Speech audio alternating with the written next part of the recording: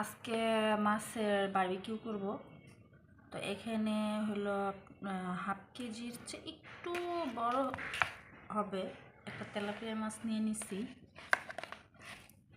এভাবে মাছটা সুন্দর করে আইসটা সব ফেলে একদম পরিষ্কার করে এ জায়গায় মাছটা সুন্দর করে কেচাই নিছি দুই সাইডে। যে পেটির সাইডটা এটা কেচাই নেই, কারণ এটা নরম সাইড, এটা মানে যে সময় বারবিকিউ করবো ভেঙে যেতে পারে। এই জায়গায় আমি টক দই নিছি।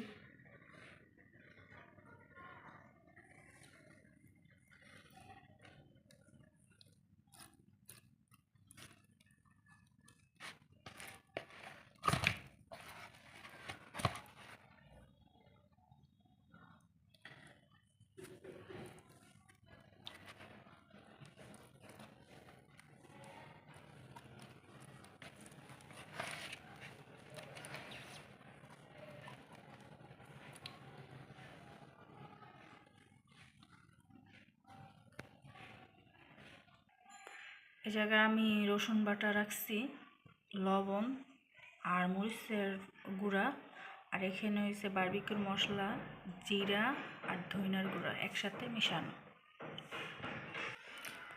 এটা হয়েছে মশলাটা বারবিকিউর আর ধনিয়ার গুঁড়াটা।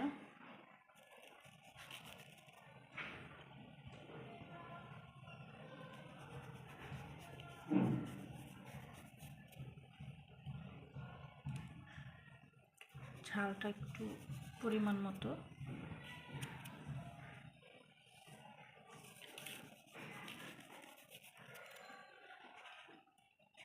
রসুন বাটা,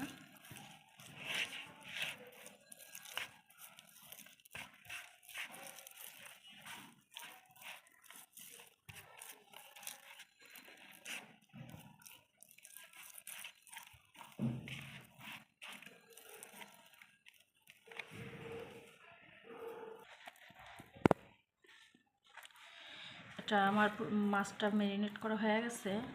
এখন আমি 30 মিনিট রাখবো ম্যারিনেট করে, তারপর এটাকে বারবিকিউ করব।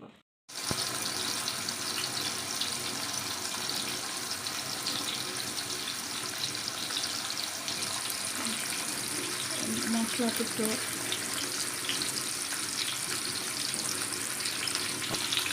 এটা আধা ঘন্টা পরে এখন মাছটা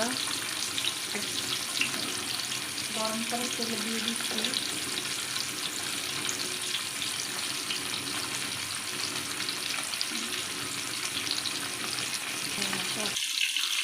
মাছটাকে এখন উল্টায় নেব।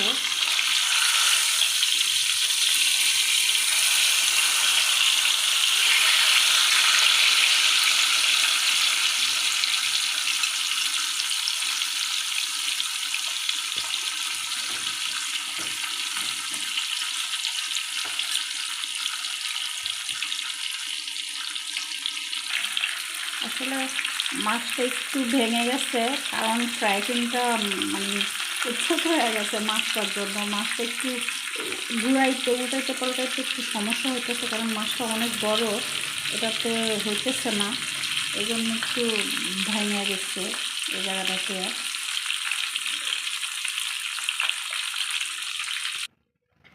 তো আমাদের বারবিকিউ হয়ে গেছে, মাছের বারবিকিউ। এখন আমরা খেয়ে টেস্ট করে দেখব কেমন হয়েছে।